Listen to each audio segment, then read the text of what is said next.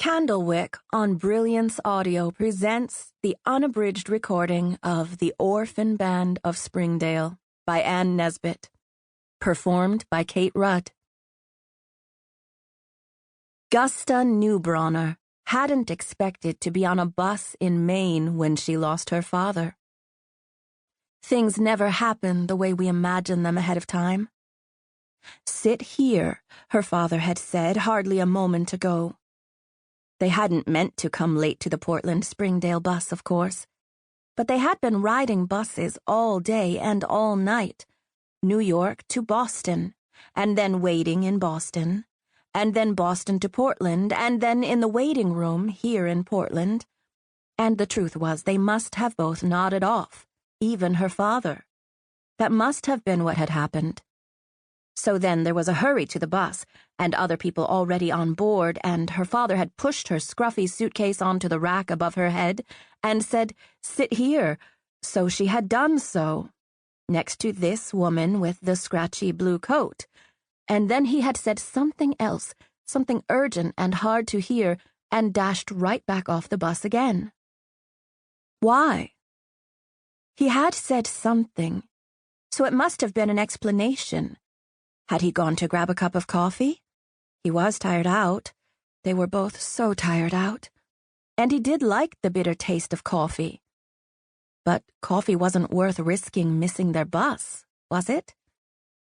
Gusta took a ragged breath and squinted toward the front of the bus, willing him to come bounding up the steps again.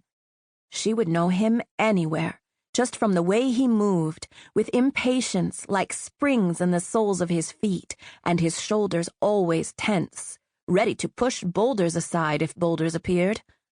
"Hurry up, Papa," she told him.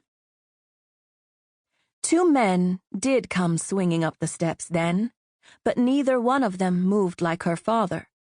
Their eyes looked like mysterious dark pools to Gusta. They stood at the front of the bus looking at all the tired people sitting there, waiting to be on their way to Springdale. And they said in terrible, hard voices, "August Newbronner," which was Gusta's father's name.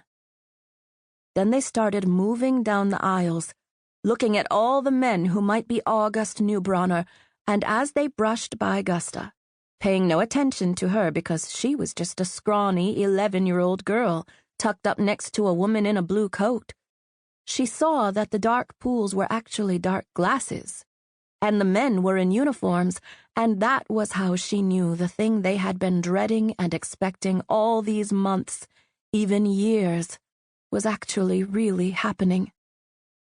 Not in some shadowy future, but right now, for real, in 1941. "When they come for me," her father used to say at the dinner table in New York, and her mother would say, "Now, August," and he would say, "We've got to have a plan, always.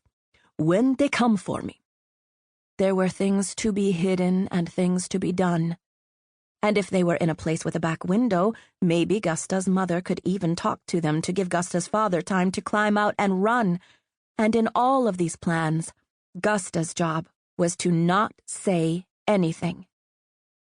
But never in any of those imaginings of the terrible moment when they would come for her father had Gusta been alone at dawn on a bus in Portland. Every part of her started to tremble. Waves of trembling that rose up from the horn case between her feet and made her stomach tight and her arms shaky. There were grumbles from the people on the bus as the men asked for identity papers here and there in the back. There was no August Newbronner at the back of the bus. The men from the government retreated back down the aisle. "Sorry, folks," they said. "We've got us a fugitive to track down.